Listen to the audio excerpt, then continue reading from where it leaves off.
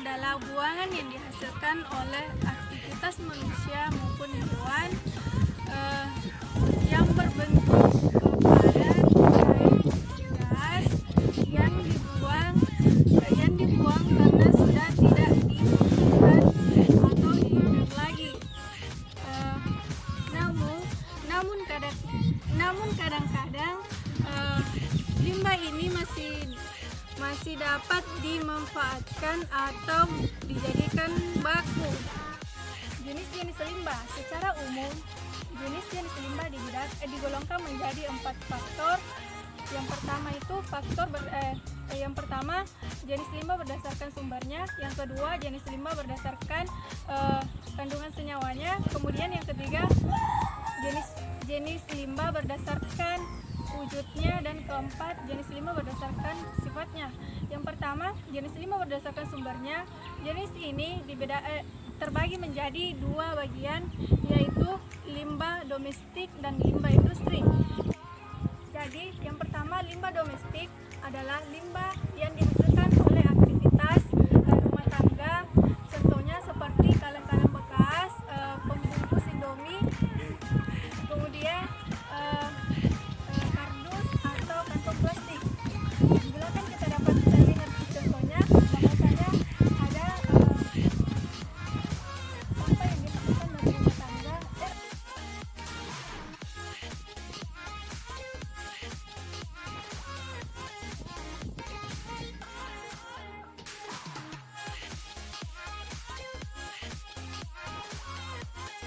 Yang kedua, limbah industri. Limbah industri adalah limbah yang dihasilkan dari proses industri, contohnya limbah pabrik, limbah penambangan, limbah radioaktif dari pembangkit listrik tenaga nuklir, limbah rumah sakit, dan lain sebagainya.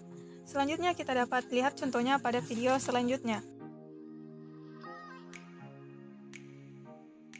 Kemudian yang kedua, jenis limbah berdasarkan kandungan senyawa. Jenis limbah ini terbagi menjadi 3 bagian. Yang pertama, limbah organik, dan kedua limbah anorganik, dan ketiga limbah B3. Limbah organik adalah limbah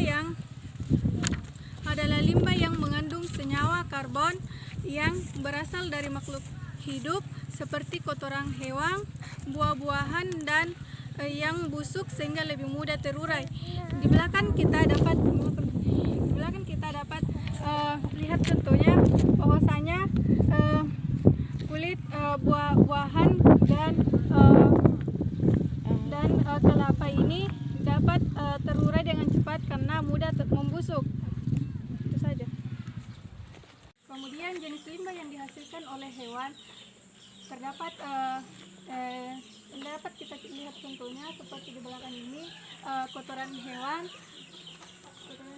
yang mudah terurai. Kemudian yang kedua, limbah anorganik. Limbah anorganik adalah limbah yang sangat sulit terurai karena bukan merupakan hasil dari makhluk hidup. Contohnya saja seperti plastik, kaleng-kaleng, dan kaca. Di belakang ini dapat kita lihat contohnya, bahwasanya plastik ini sangat sulit untuk terurai karena merupakan hasil bukan berasal dari makhluk hidup. Jenis limbah berdasarkan bentuk atau wujudnya jenis limbah ini terbagi menjadi 4, yaitu limbah padat, gas, cair, maupun limbah suara. Di sini saya akan menjelaskan terkait limbah gas. Limbah gas adalah limbah yang memanfaatkan udara sebagai media. Secara alami, udara yang mengandung unsur-unsur kimia seperti O2, N2, NO2, H2, dan lain-lain. Contohnya seperti pembakaran ini yang limbah gas yang dihasilkan dari suatu pembakaran. Kemudian limbah padat adalah hasil dari aktivitas industri maupun aktivitas domestik. Contohnya seperti bekas kain, serbuk besi, plastik, maupun serbuk kayu yang ketiga, limbah cair. Limbah cair adalah sisa atau suatu hasil usaha kegiatan yang berwujud cair atau hasil sisa buangan proses produksi aktivitas domestik yang berupa cairan. Limbah cair dapat berupa air beserta bahan buangan yang tercampur atau tersuspensi maupun terlarut dalam air. Kemudian yang keempat, limbah suara. Limbah suara yaitu limbah yang gelombang bunyi yang merambat di udara. Limbah suara dapat dihasilkan dari mesin kendaraan, mesin pabrik, peralatan elektronik, dan sumber-sumber lainnya. Kemudian yang bagian keempat, jenis limbah berdasarkan sifatnya. Jenis limbah berdasarkan sifatnya terbagi menjadi 4, yaitu limbah biasa, limbah B3, limbah reaksi, dan limbah korosif. Limbah biasa adalah limbah yang tidak menyebabkan kerusakan yang berskala kecil ataupun serius hingga jangka panjang. Sedangkan limbah B3 adalah limbah yang berbahaya dan beracun yang bisa mengakibatkan kerusakan serius dari skala pendek maupun panjang. Kemudian yang ketiga, limbah reaksi. Limbah reaksi adalah limbah yang memiliki sifat yang dapat bereaksi dengan limbah organik trioksida yang tidak stabil yang akan dapat menimbulkan adanya kebakaran.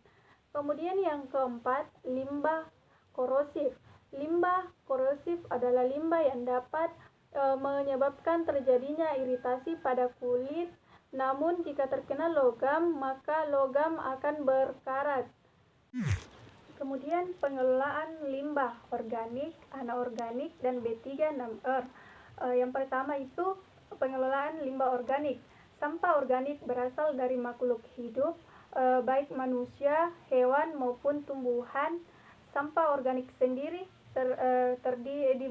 dibagi menjadi yang pertama, limbah organik basah dan organik kering.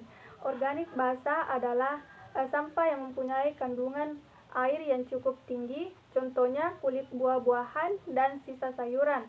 Kemudian organik kering. Organik kering adalah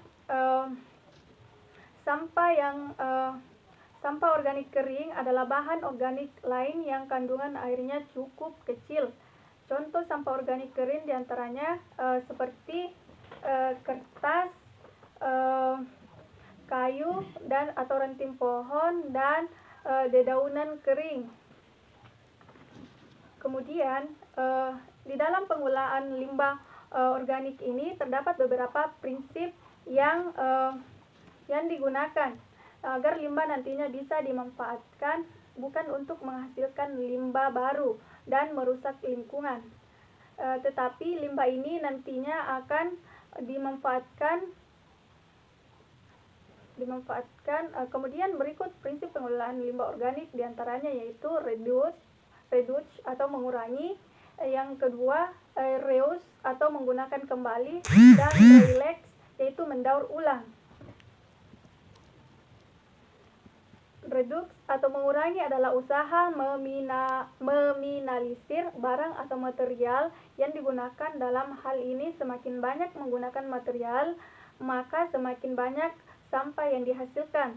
Kemudian reuse atau menggunakan kembali adalah memilih barang-barang yang sekiranya masih layak dipakai dengan cara menghindari menggunakan barang-barang yang hanya sekali pakai kemudian dibuang. Kemudian relax yaitu mendaur ulang adalah menggunakan kembali barang-barang yang dianggap sudah tidak dipakai untuk kemudian dilakukan daur ulang. Didaur ulang kembali menjadi barang lain yang bisa dimanfaatkan. Meskipun tidak semua barang bisa didaur ulang, namun masih banyak industri kecil dan rumah tangga yang menggunakan sampah menjadi barang lain. Kemudian yang kedua, pengelolaan limbah anorganik. limbah anorganik adalah limbah yang berasal bukan dari makhluk hidup. Limbah organik ini memerlukan waktu yang lama untuk atau bahkan tidak dapat terdegradasi secara alami. Beberapa limbah organik yang dapat dimanfaatkan melalui proses daur ulang, misalnya plastik, botol, logam, dan kertas. 6R. Istilah 6R adalah kepanjangan dari reduce, relax, dan repair, refuse, dan recycling. Reduce yaitu kurangi pemakaian, kemudian yang kedua reuse, pemakaian kembali, dan ketiga relax, recycle atau mendaur ulang, dan repair, memperbaiki barang yang rusak, dan reuse, menolak, membeli atau mengkonsumsi, dan keenam recycling atau memikirkan kembali. Yang pertama reduce yaitu mengurangi pemakaian. Terutama yang suka pergi ke pasar berbelanja sebaiknya membawa tas belanja agar tidak memakai kantong plastik yang akan dibuang dan akan menjadi limbah. Kemudian yang kedua reuse yaitu pemakaian kembali, seperti yaitu pemakaian kembali seperti membawa botol minuman yang dapat digunakan berulang, agar tidak menggunakan lagi botol dalam kemasan yang hanya satu kali pakai yang akan menjadi sampah. Kemudian yang ketiga yaitu relax, yaitu mendaur ulang, yaitu barang-barang seperti ember rusak menjadi tempat sampah, pot, tanaman, botol air kemasan menjadi tempat deterjen, atau kaos bekas menjadi keset atau pel. Kemudian repair yaitu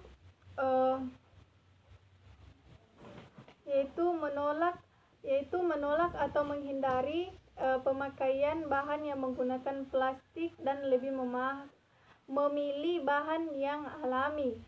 Karena seperti yang kita ketahui bahwa bahan plastik yang terbuang dan tidak terurai seperti pada bahan alami.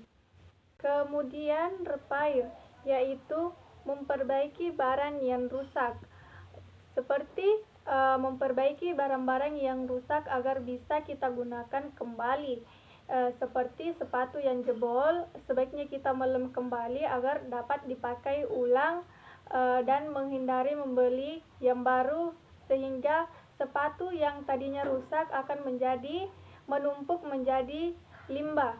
Kemudian yang kelima yaitu reuse, yaitu menolak membeli atau mengkonsumsi, yaitu seperti menolak atau menghindari pemakaian bahan yang menggunakan plastik dan lebih memilih bahan yang lebih alami, karena plastik apabila kita menggunakan plastik maka akan menjadi limbah, dan itu sangat berpengaruh terhadap lingkungan karena plastik ini tidak dapat terurai dengan cepat. Kemudian yang keenam recycling, yaitu memikirkan kembali.